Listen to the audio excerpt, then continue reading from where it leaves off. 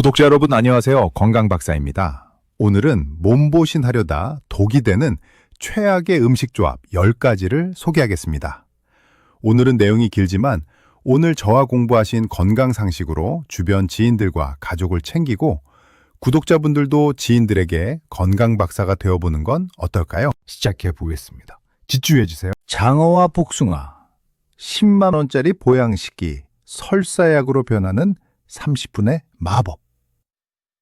오늘 기운이 하나도 없어서 큰맘 먹고 보양식 좀 드셨나요?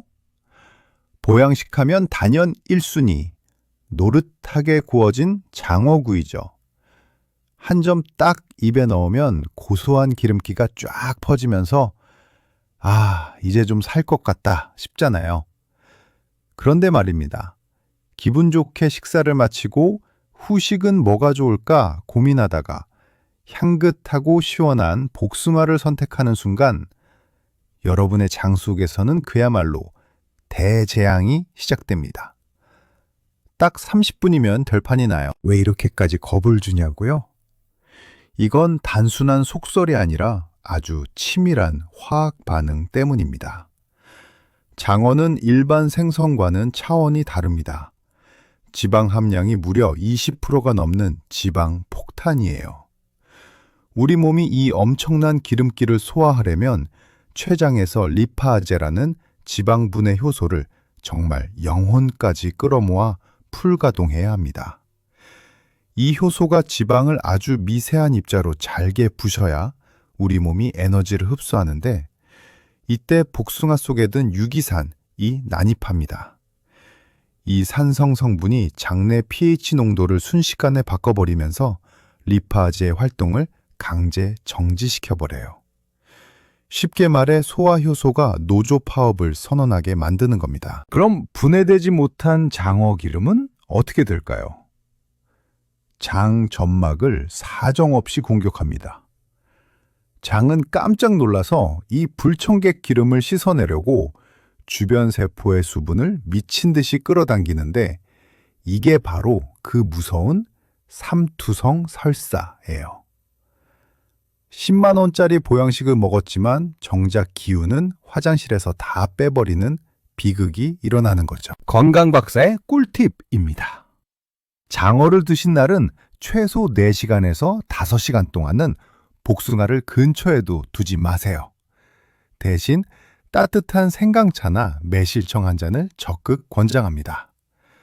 생강의 진저롤과 쇼가올 성분은 위장 운동을 촉진하고 지방분해 효소 분비를 도와줍니다.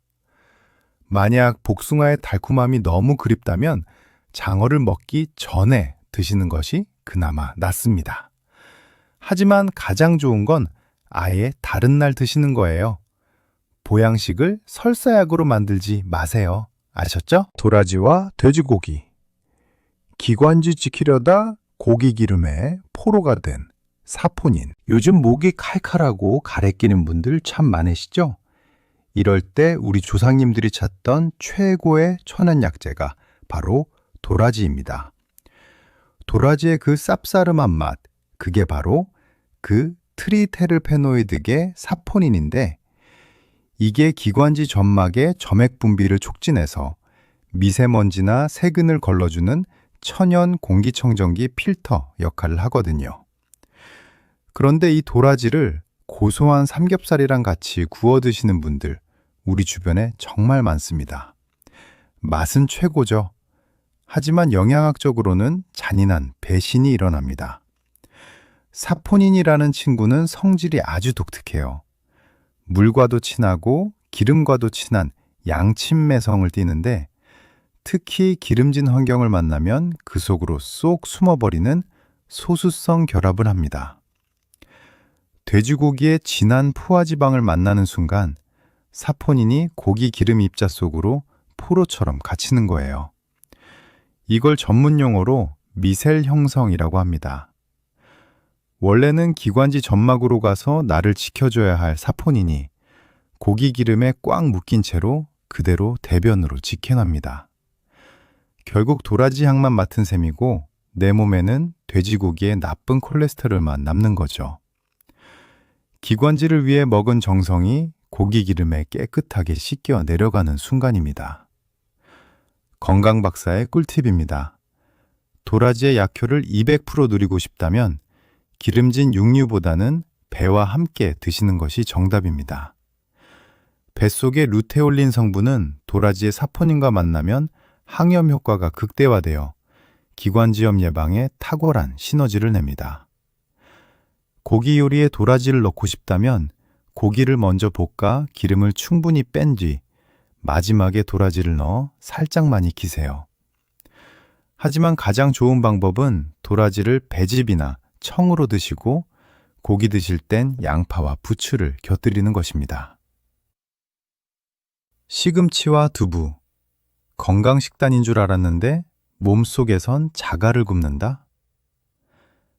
시금치 나물에 두부 부침, 이보다 완벽한 건강 밥상이 어딨겠나 싶으시죠?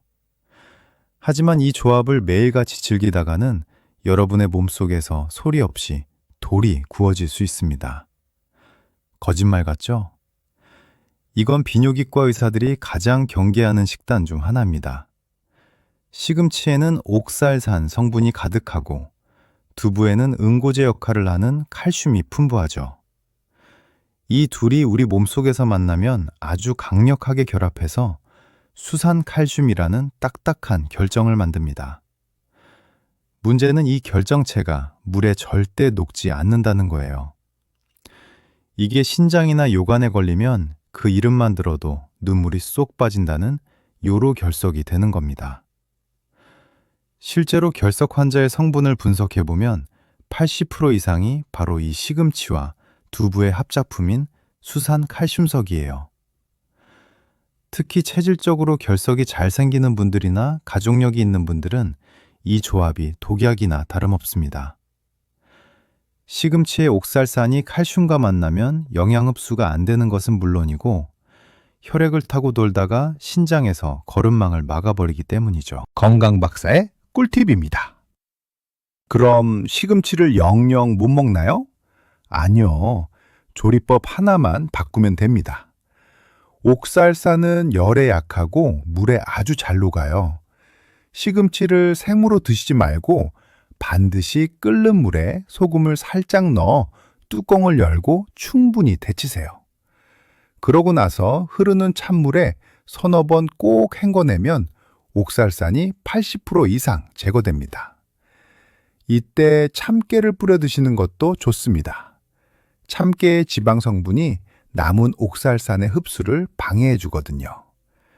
시금치는 데치기가 생명이라는 점 잊지 마세요.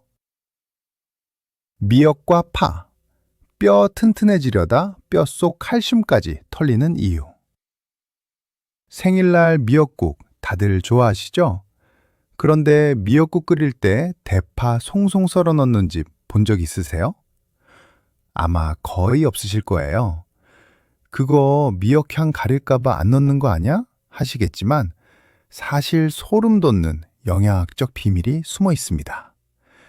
이건 골다공증 예방과 직결되는 아주 중요한 상식이에요. 미역은 바다에서 온 칼슘의 제왕입니다. 그런데 대파에는 인 성분이 정말 많아요. 우리 몸에서 인과 칼슘은 아주 절친이면서도 라이벌 관계입니다. 둘의 비율이 1대1일 때 가장 흡수가 잘 되는데 인이 너무 많아지면 칼슘의 흡수를 완전히 방해합니다. 더 무서운 건 뭔지 아세요? 혈액 속의 인 농도가 너무 높아지면 우리 몸이 비상사태를 선포합니다. 그러고는 부족한 칼슘을 보충하려고 여러분 뼛속에 고이 저장된 칼슘을 녹여서 혈액으로 빼내오기 시작해요. 이걸 의학적으로 탈회 현상이라고 부릅니다. 칼슘 보충하려고 먹은 미역국이 파 한 뿌리 때문에 내 뼈를 갉아먹는 독이 될 수 있다는 거죠. 게다가 파의 강한 유황 성분은 미역 고유의 미끈미끈한 알긴산 성분과 충돌해서 장 기능을 떨어뜨리고 소화불량을 유발합니다. 건강박사의 꿀팁입니다. 미역국엔 파 대신 마늘만 넣으세요. 마늘의 알리신 성분은 미역의 요오드 성분이 체내에서 잘 대사되도록 도와주는 부스터 역할을 합니다. 국물이 심심하다면 들깨가루를 듬뿍 넣어보세요. 들깨의 오메가3와 비타민 E가 미역의 미네랄과 만나면 혈관을 청소하는 최고의 보약이 됩니다. 국물 요리에 파가 꼭 필요하다면 칼슘이 적은 고기 국물 요리에만 사용하시는 게 지혜입니다. 우유와 설탕, 키 크려다 당 독소만 쌓이는 달콤한 배신. 아이들 키 성장을 위해 매일 우유 챙겨주시죠? 그런데 아이들이 밍밍하다고 설탕을 타달라고 하거나 매일 초코, 딸기 우유만 찾는다면 이건 부모님이 단호하게 말리셔야 합니다. 이 달콤한 습관이 우리 아이들의 성장판을 다치게 하는 뼈 도둑이 될 수 있거든요. 원리가 뭐냐고요? 설탕이 몸에 들어오면 우리 혈액은 일시적으로 산성화가 됩니다. 우리 몸은 항상성을 유지해야 하니까 이걸 중화해서 원래 약 알칼리 상태로 돌려놔야 사는데 이때 가장 강력한 재료가 바로 뼛속의 칼슘입니다. 우유로 칼슘을 넣어주는데 정작 설탕을 소화하느라 그 칼슘을 다 써버리는 꼴이죠. 더 큰 문제는 우유 단백질과 설탕이 고온에서 만나면 생성되는 최종 당화산물 AGEs, 일명 당 독소입니다. 이 독소는 혈관벽에 염증을 일으키고 성장판 주변의 콜라겐 결합을 방해해서 뼈가 길고 단단해지는 걸 막아요. 달콤한 우유를 먹일수록 아이의 뼈는 약해질 수 있다는 겁니다. 건강 박사의 꿀팁입니다. 아이가 흰 우유를 너무 싫어한다면 설탕 대신 바나나를 으깨 넣어주거나 블루베리를 갈아 넣어주세요. 과일 속 식이섬유가 당 흡수를 늦춰주고 특히 바나나의 마그네슘은 우유 속 칼슘이 뼈로 잘 안착하게 돕는 가이드 역할을 합니다. 또 하나, 우유를 마실 때 입안에서 굴리며 천천히 마시게 하세요. 침 속에 효소와 섞여야 소화율이 올라가고 가스참이 줄어듭니다. 감과 꽃게, 조선의 왕을 쓰러뜨린 위석의 비밀. 조선 경종 임금의 죽음 뒤에 게장과 감이 있었다는 기록, 역사 채널에서 보셨을 거예요.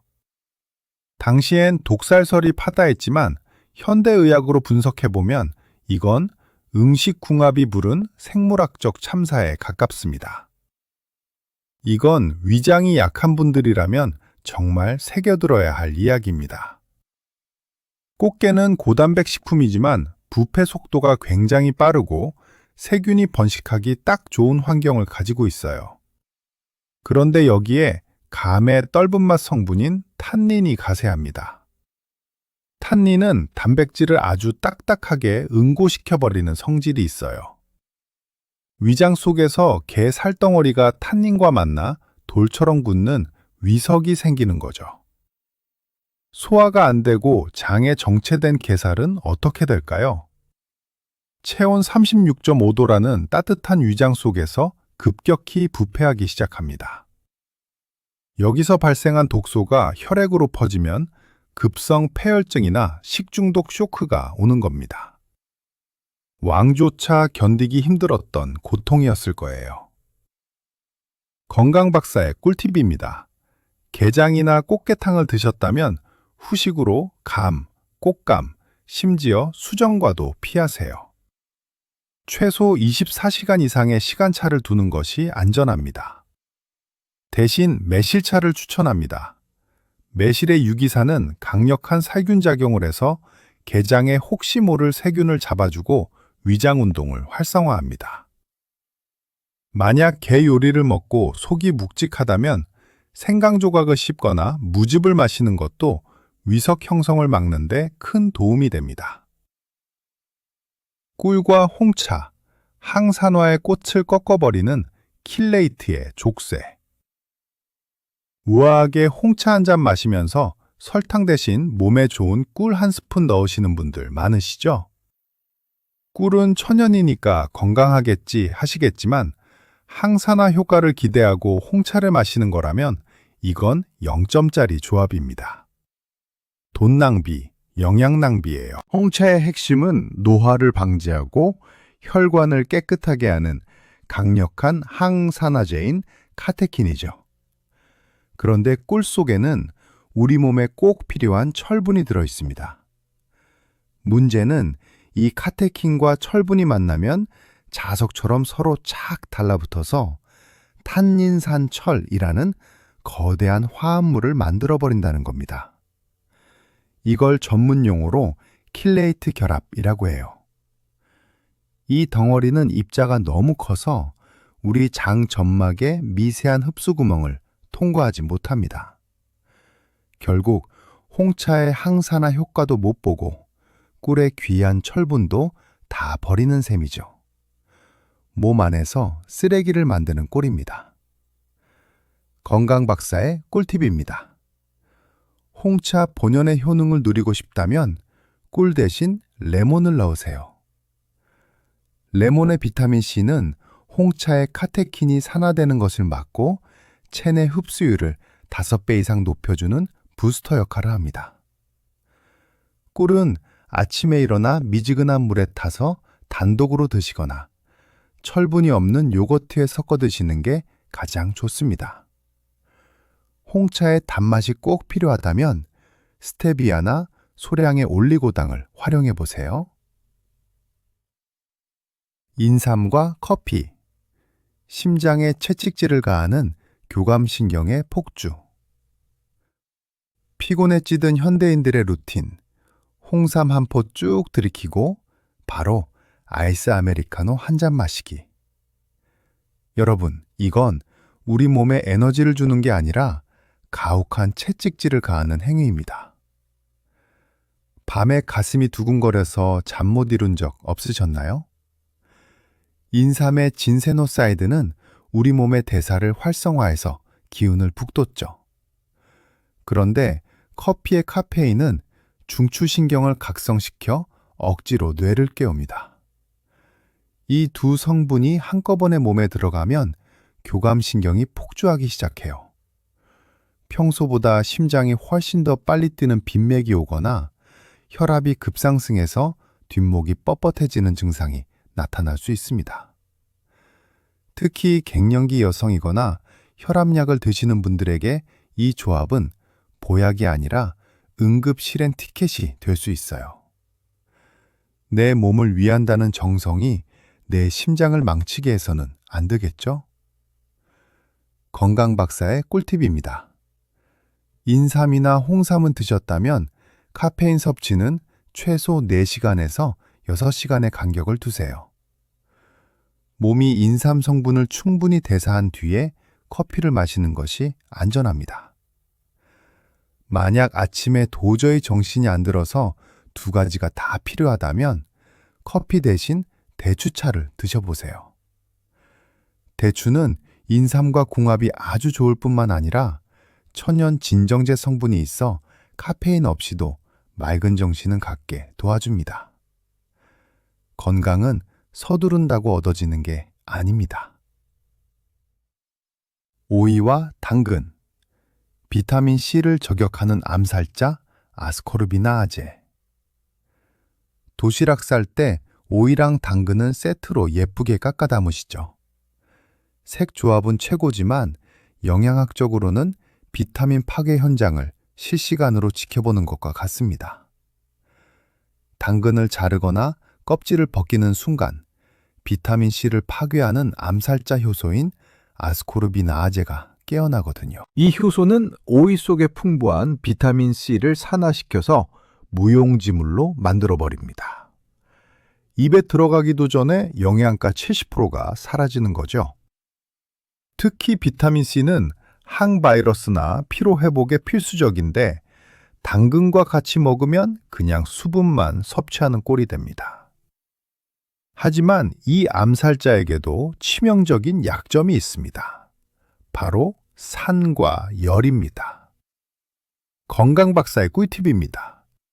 오이와 당근을 함께 요리할 때는 반드시 식초를 곁들이세요. 산성 성분이 들어가면 이 파괴 효소가 힘을 못 씁니다. 김밥을 쌀 때도 당근은 식초에 절이거나 기름에 살짝 볶아서 넣는 이유가 바로 이거예요. 열을 가하면 효소가 완전히 파괴되거든요. 등산 가실 때 생오이와 생당근을 같이 통에 담아가는 건 최악입니다. 따로 담아가시거나 정 같이 드시고 싶다면 미리 당근만 살짝 데치거나 식초물에 담갔다가 가져가세요.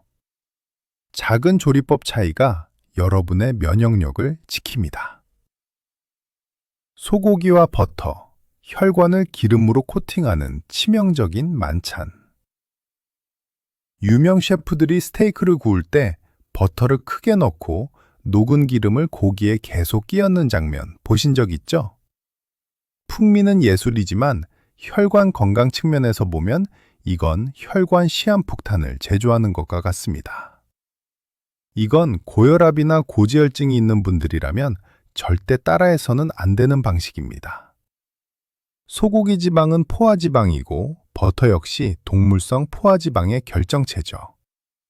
이 두 성분이 합쳐지면 우리 혈액 속의 LDL 콜레스테롤, 나쁜 콜레스테롤 수치를 폭발적으로 상승시킵니다. 이게 혈관벽에 달라붙어 염증을 일으키고 혈관을 좁고 딱딱하게 만드는 죽상 동맥경화증의 직행열차를 타는 거예요. 겉으로는 고급스러운 요리 같지만 속으로는 혈액을 끈적하게 만드는 주범이죠. 건강박사의 꿀팁입니다. 스테이크를 구울 때는 버터 대신 발연점이 높고 불포화지방산이 풍부한 아보카도유나 포도씨유를 쓰세요. 버터 특유의 풍미가 너무 그립다면 고기를 다 구운 뒤 접시에 옮기기 직전에 아주 작은 조각만 올려서 잔열로 녹여 향만 입히세요. 그리고 반드시 구운 양파나 마늘, 브로콜리를 듬뿍 곁들이세요.